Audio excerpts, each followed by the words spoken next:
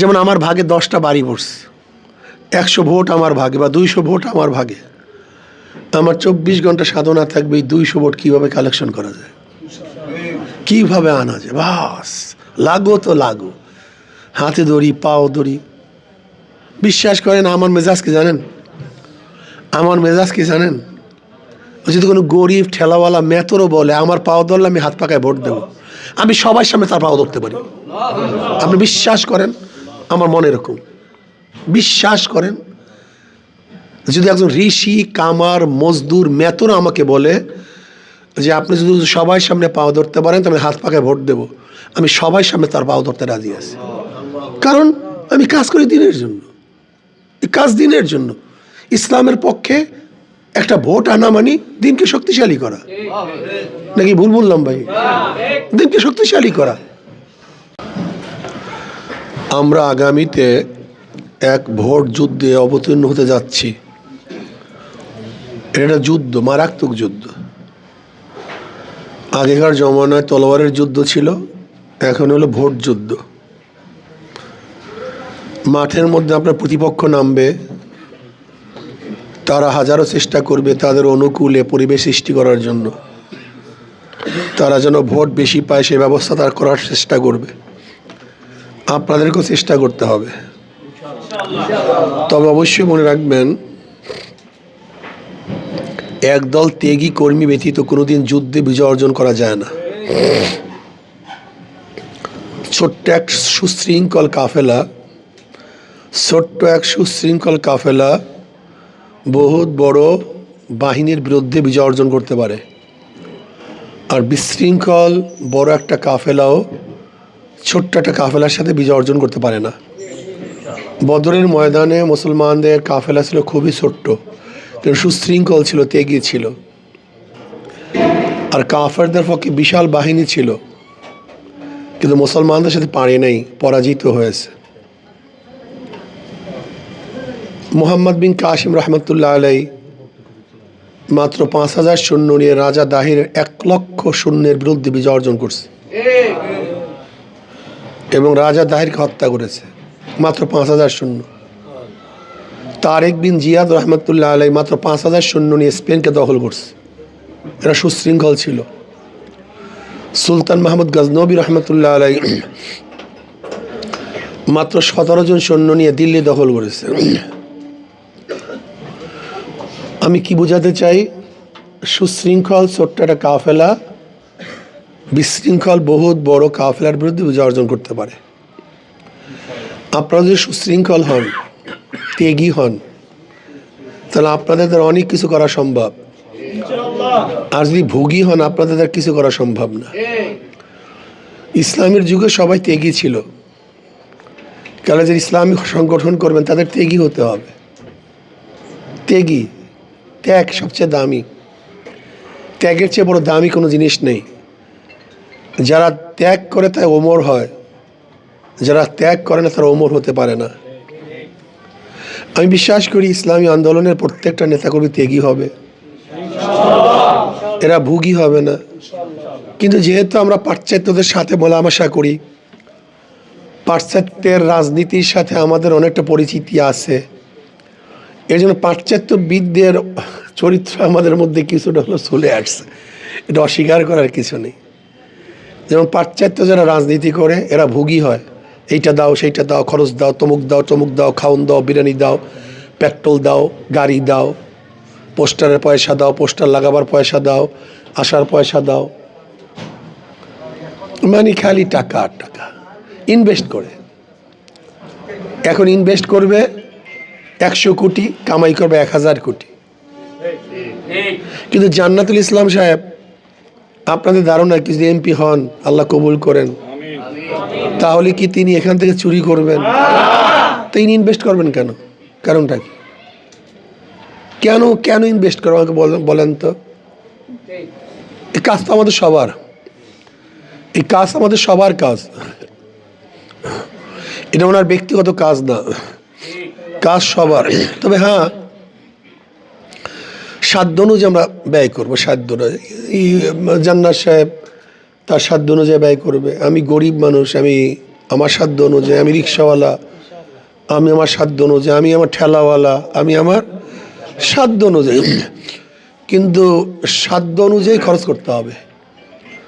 ওয়াইদুল্লাহুম মাস্তাতাতু মিন কুওয়া ওয়া মিন রিবাতিল খাইল তুরহিবুনা আদুওয়াল্লাহি ওয়া আদুওয়াকুম। সাধ্য অনুযায়ী নাকি ভাই? সাধ্য অনুযায়ী, মাস্তাতাতু মিন কুওয়া, আমার শক্তি অনুযায়ী, আমার সাধ্য অনুযায়ী আমাকে কাজ করতে হবে। বুঝাতে পারিনি? সাধ্য অনুযায়ী। আমি গরিব মানুষ, আমি গরিব হলো তো ভুকা না, আমি গরিব হলো চা পান করি, ব্যাপারটা এরকম না। আমি গরিব হলো পান খাই না, এরকম না। আমি গরিব হলো নাস্তা করি না, এরকম না। আমি গরিব হলো আমার স্ত্রী পরিবারের জন্য খরচ করি না, ব্যাপারটা এরকম না। একটা অংশ দিনের পথে খরচ করে, সমস্যা কি? আমি ডেলি এত কাপ চা খাই, আজকে 1 কাপ কম খাইলাম, 2 কাপ কম চা না খাইলি বা কি হবে? এ সহজ ব্যাপার, কিন্তু মনের দরকার। আমার টাকা নাই, একটু শ্রম দেই, কি দেই ভাই? সমস্যা কি? আমি আজকে 8 ঘন্টা কাজ করছি, আমি 4 ঘন্টা দিনের কাজ করি, 8 ঘন্টায় পয়সা পাইছি, আর 4 ঘন্টা সওয়াব পাবো। এতটুকু মেজাজ আসবে না কেন? 8 ঘন্টা কি পাইছি ভাই? টাকা পাইছি, আর 4 ঘন্টায় ন্যাক পাবো, বাস এতটুকু মেজাজ আনেন। আমি 4 ঘন্টা সময় ন্যাকের জন্য করি, 8 ঘন্টা পেটের জন্য করছি, 12 ঘন্টা পেটের জন্য করছি, 3 ঘন্টা একটু দিনের জন্য করি। সময়কে বন্টন করি, সময়কে ভাগ করি। যদি সময়কে ভাগ করতে পারেন, আপনার মধ্যে ক্লান্তি আসবে না, আপনি হয়রান হবেন না, পেরেশান হবেন না, আমাকে থমকে যাবেন না। যখন আপনার মধ্যে জজবা আসবে, এটা আমার কাজ, এই কাজটা অন্য কাউর না। আজকে মসজিদে নামাজ পড়ছি, মাদ্রাসার মসজিদে, এখানে ইমামতি করার বহুত লোক আছে, কিন্তু সবাই কি একসাথে ইমামতি করতে পারবে? একজনকে আমাদের সামনে দিতে হবে। আমরা সবাই ইক্তেদা করছি। ক্যান্ডিডেট হওয়ার মতো অনেক যোগ্য লোক আছে, সবাই কি ক্যান্ডিডেট হতে পারবে? আমাদের মধ্য থেকে জান্নাতুল ইসলামকে ক্যান্ডিডেট নির্ধারণ করছে, কিন্তু কাজটা আমার, এই কাজটা আমার, অন্য কারণ না।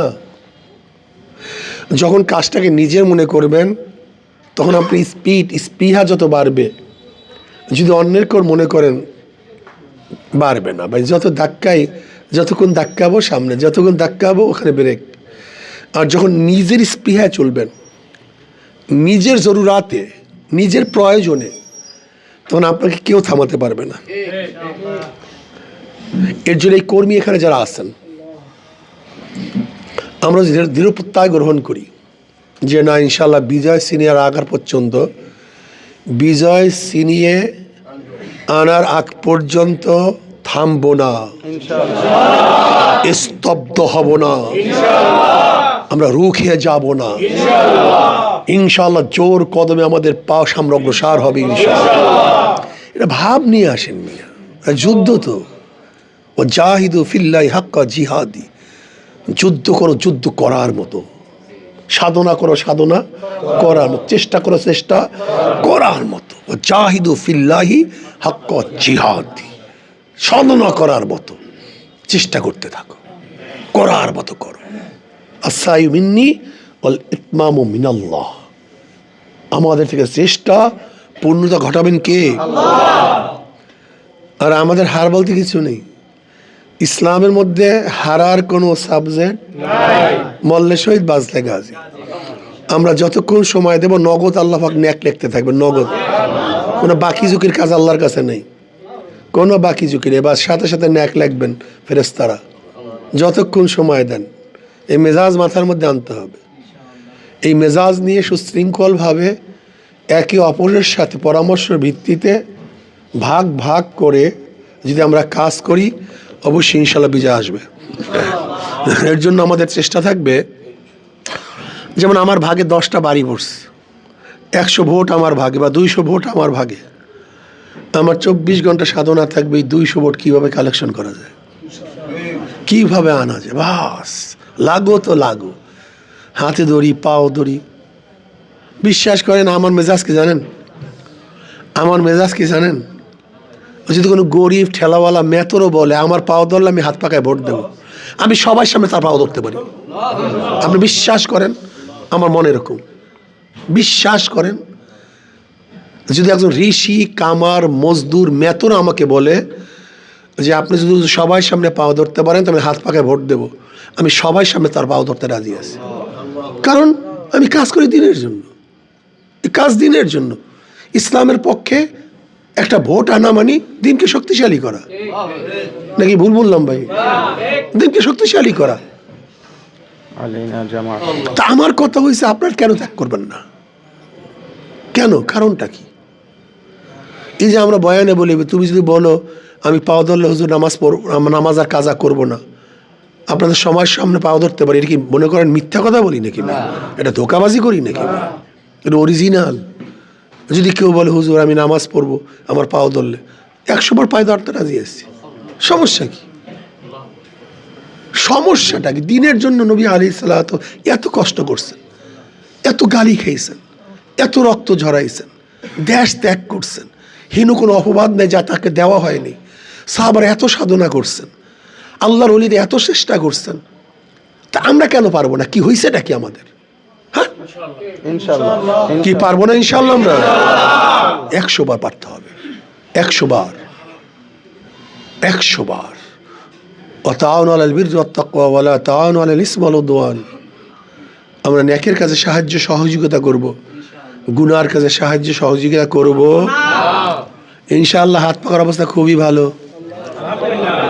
দাওয়াত দিতে থাকেন, দাওয়াতের মাধ্যমে যদিও ত্রুটি থাকে, এই ত্রুটি থাকবে না, ভালো হয়ে যাবেন, ত্রুটি মুক্ত হয়ে যাবেন, দুর্বল থাকলে সবল হয়ে যাবেন, শক্তিশালী হয়ে যাবেন দাওয়াতের মাধ্যমে।